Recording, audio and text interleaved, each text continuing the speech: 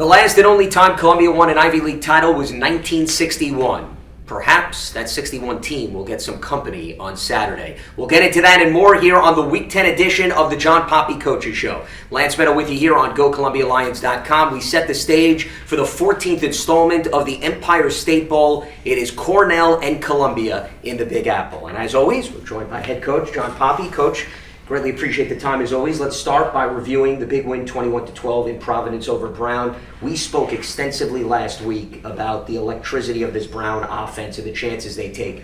Your defense held them to a season low 12 points and kept them in check on third down and fourth down for the most part. What does it say about the level of execution out of that side of the ball last week? Yeah, I mean, it's playing at a very high level, our defense, for sure. And those situational wins, right, the fourth and shorts, where crucial moments created a great field position for our offense that led to sometimes the points, but also just kept forcing their offense to drive the field, which is very tough to do against our defense. And that was the huge difference maker in holding that team to 12 points. Because the number, John, that jumps out to me is they had 18 third down opportunities. That's a lot, as you can attest to, and 7 fourth downs. So that's 25 late downs that you put them in the position of. Despite the fact that the defense was so efficient, though, as you alluded to, you didn't always walk away with points. Does that perhaps leave some missed opportunities or teachable moments on film to move forward here when the defense could very well set up the offense favorably? No question, and we need to capitalize on those opportunities. We had 3 missed field goals, Sure. weather related or person related, right? And other part of that is playing the freshman quarterback. We need to help them out more. Like, we need to finish catches. There's that first drive where we were going to take 3 points on 4th and 4, and then they jump off sides, and it's 4th and 2 from the 2. We take that chance. We have 3 straight incompletions that hit our receivers in the hands. Like, we need to make those plays in this game with another high-scoring offense coming to town, and that game could have been decided more quickly had we executed in those moments. Maybe not necessarily as interesting to your point late in the game, even though you did secure it with a victory of 9 points. You alluded to your freshman quarterback as you gave Caleb Sanchez an opportunity. Not very often a true freshman gets the opportunity. Not very often that a true freshman shines and thrives under the circumstances. What jumped out to you about his ability to survey and move the ball with explosive plays specifically to Bryson Canty? Yeah, great job by Coach Saitu with developing and working with Caleb all year, right? And then we prepared him for this moment, and he took full advantage. And the biggest thing was his poise, which we saw early on and when he got on campus in the summer. And you saw that poise shine through, that he read the coverage the right way, got the ball to the right people, made the right decisions in an incredibly high percentage. And that's what made the difference in the game and shows that Caleb is a special player, and he's got a bright future here. John, you've gone through, I don't need to remind you, not to pour salt in the wounds, 3 different starting quarterbacks this season. And certainly you didn't script that coming in, but what have you seen out of your team in terms of their response given the changes, specifically now that they have to get behind a much more inexperienced QB compared to the other 2 players that you assumed that role earlier? Yeah, it just comes back to the camaraderie built during preseason. Even for these young guys, like our seniors did a great job bringing these guys in and to make them feel a part of this thing right from the get-go. And it's all about who's going to help our team win games. And it doesn't matter who it is, whether it's Cole Freeman at quarterback, it's Chase Goodwin, or it's Caleb Sanchez, or it's A.J. Simpkins. Right? We're rallying behind the guy that's going to put us in the best positions. And as coaches, that's what we've aimed to do. That's what our goal always is. And our team has full confidence in whoever we put out there that we're going to play good football. You also have proven you don't shy away from taking risks during the course of the game in terms of Sanchez throwing it late in the contest to seal it with Ethan Hebb. And then I have to bring up the fake punt because you were on your own 34-yard line, John. You know the risk involved. It's 4th and 8, and Joshua Powell, I'm sure, is now campaigning to be the next running back on your offense. But take me through the mindset of what goes through giving the green light to a play like that, and you personally weighing the pros and cons. It was a 7-3 game at that point. You know that goes the opposite way. Who knows how the remainder of the second half plays out? Yeah, all those 4th down conversion opportunities are, you're playing with fire, right, a little bit. You're potentially putting 7 points on the board, but you also could give the opponent 7 points. And it's never a guarantee either which way. But in that situation, we prepared that fake for multiple weeks, so our guys were completely confident in executing it. And the green light is usually on in most 4th down situations if we get a certain look. And credit to Pat Pasalakwa for seeing the look, getting us in the right play call, and the guys executing and making us look like geniuses as coaches when it was really just them seeing it after we installed it. And Josh definitely his campaign to play offense and play both ways. Knowing his high school highlight, he was a quarterback and very comfortable switching the ball, as we all saw in that play. He switched it to the outside hand, which we never do. But he did a great job in finishing that, and then obviously offense took advantage from there on.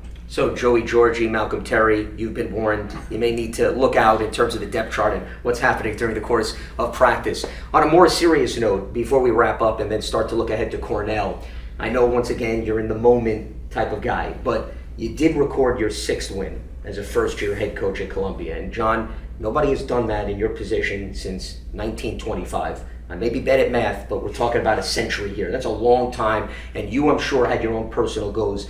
Have you taken a moment, even though there still is one game left, to look at what you've been through this season and ultimately what you've accomplished in your first year?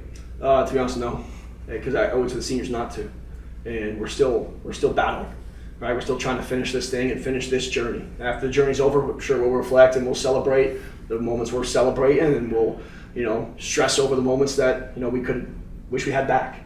But it's really, we owe it to the seniors, we owe it to the program to make sure that we're investing everything we can into the moments that are going to make the difference on Saturday. And that starts with meetings this morning, and it starts with another great practice today. And that is a perfect segue and transition to your upcoming matchup, the Big Red. That is who Columbia has to solve on Saturday at home. We will delve into the latest installment of the Empire State Bowl next, right here on GoColumbiaLions.com.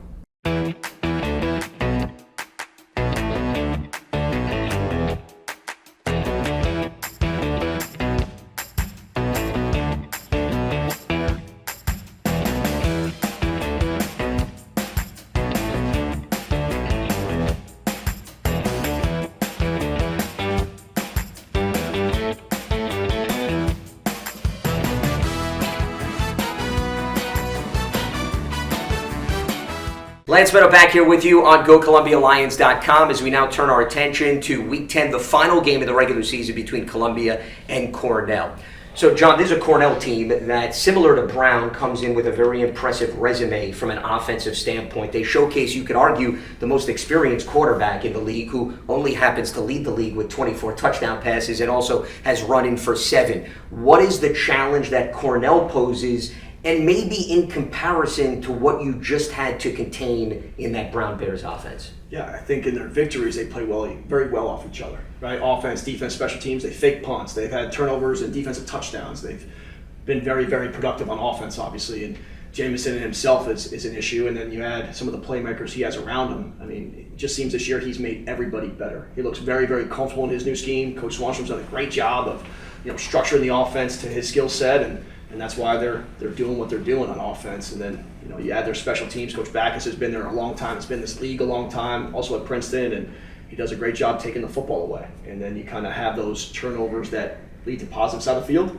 and then they score like they did versus Dartmouth. They took a ball away and scored and put that game out of reach. So we're going to have our hands full and have to play our best game. Yeah, they've scored at least 39 points in each of the last 3 games. And I'm glad you brought up that opportunistic field, because you look at their defense.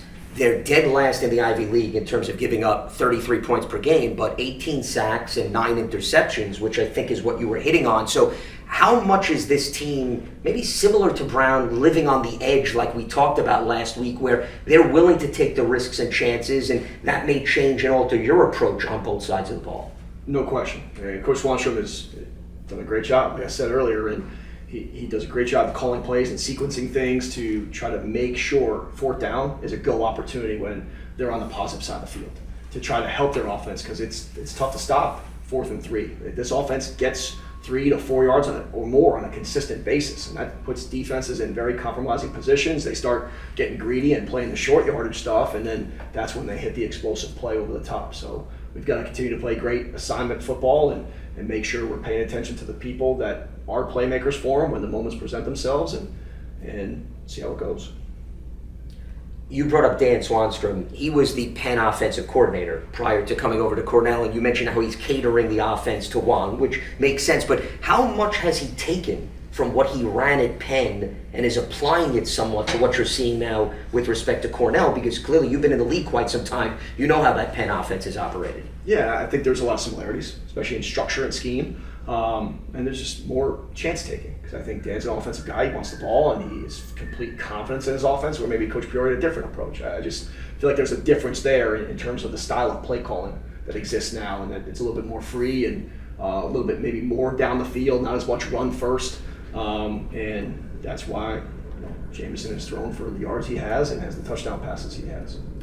One of their biggest targets is, of course, their top wide receiver, Samuel Musungu, who is overwhelming, you could argue, right, statistically compared to the rest of the group. What does that do challenge-wise, John, when you have to prepare for when a quarterback is favoring one guy in particular, but then walking that fine line of not losing sight of the rest of the personnel in terms of how you structure your game plan? Yeah, there's other guys that will hurt you. Ryder Kurtz has done a great job this year at the tight end position. Parker Woodring's another great player. Number 18 is a great player. So they've all had their moments when number 3 is double covered. It seems like, okay, we're going to step up. This guy's going to step up now and make that play, which we've experienced with our own, with Bryson Canning, right? Sure. He gets doubled, we go to Jordan Kelly, right? We go to Ethan Head or company. And that's very similar to Cornell. I don't think they care who's getting the targets, but they know they're going to get 3 available. And that's where Coach Swanstrom and this offensive staff have done a great job of scripting things and structuring things to make sure that 3 is an option. And that's where we need to be aware to him and make sure we have sticky coverage and just make his life as difficult as possible. And Wang's ability to extend plays also creates, right, a bit of a issue and a hiccup because he's so good at getting to the second and third layer of the defense, but also extending plays. So what's the message to your defense, which clearly is coming off a great performance against Brown, but the discipline that they have to show maybe this week against Wang, where maybe they weren't necessarily tested in previous games? Yeah, I think it's very similar to the Harvard game, to be honest with you, right? They have a great receiver in Cooper Barcake, but they also have a great supporting cast. And, we didn't want that quarterback running around that much, sure. But in the same breath, like once he did, I thought our coverage did a great job in that secondary contain in terms of the second and third effort plays of matching routes, matching guys. And that's where some other defenses haven't done a perfect job or a great job, right? Dartmouth cuts Musungu, I think, late on one of the last touchdowns on a sprint out or a scramble across the field, and that's what we can't have happen. So I think we're shown to be great in those situations, and that's what we have to continue to be. It's just make sure our guys understand when to lock into coverage when that pocket contains, and hopefully our second level of rush does a great job of forcing Jameson to throw the ball, not letting him run for those explosive plays as well. Well, clearly you need to take care of business against your in-state rival, but let's get to the elephant in the room here, John. We know, of course, there's maybe a bigger storyline at stake here, and that, of course, is you have positioned yourself to perhaps get a share of the Ivy League title. Now, I want to go into the short-term archives. 2017, with Al Bagnoli, the team was also in a similar circumstance. You lived that, you experienced that. What do you take away from that situation in terms of what you're selling to your team in terms of the primary focus here? Yeah, it doesn't matter if you don't win, right? All that matters is that we win, and we got to do everything in our power to make sure that we put ourselves in the best possible position. So we got to be prepared. We got to know Cornell's offense and defense and special teams better than they know us, and we have to execute in the right moments, the big moments, which we did more often than not in the Brown game, and that has to carry forward. We have to take the ball away, most importantly, right? And we have to hold on to the football. That's been a difference maker in Cornell's wins, is the turnover margin, and that's what we have to win this weekend. And it's been a big difference for you in terms of you've won all 6 games when you've had at least one takeaway. So we're paying attention to those statistical trends just as much as you are.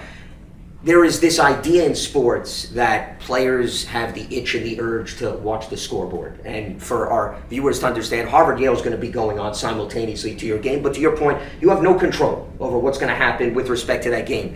How do you approach whether or not you, the coaching staff, and the players at all want to keep close tabs on what's going on, regardless of whether or not you have control over that contest? Yeah, the scoreboard's broken at Yale or Harvard, wherever they're playing the game this year. It doesn't exist, right? And all that matters is what's happening in our field and staying in the present. And that's why cell phones are not allowed on our sideline. I don't want to see them, and they're not allowed. So we're going to be focused in on trying to do our best versus Cornell, and however the chips fall, they fall. John, before I let you go, I'd be remiss if I didn't bring up it's senior day. 34 seniors. This group has meant a lot to the overall program. Also meant a lot to you in terms of your first season. You have ties to recruiting some of these players.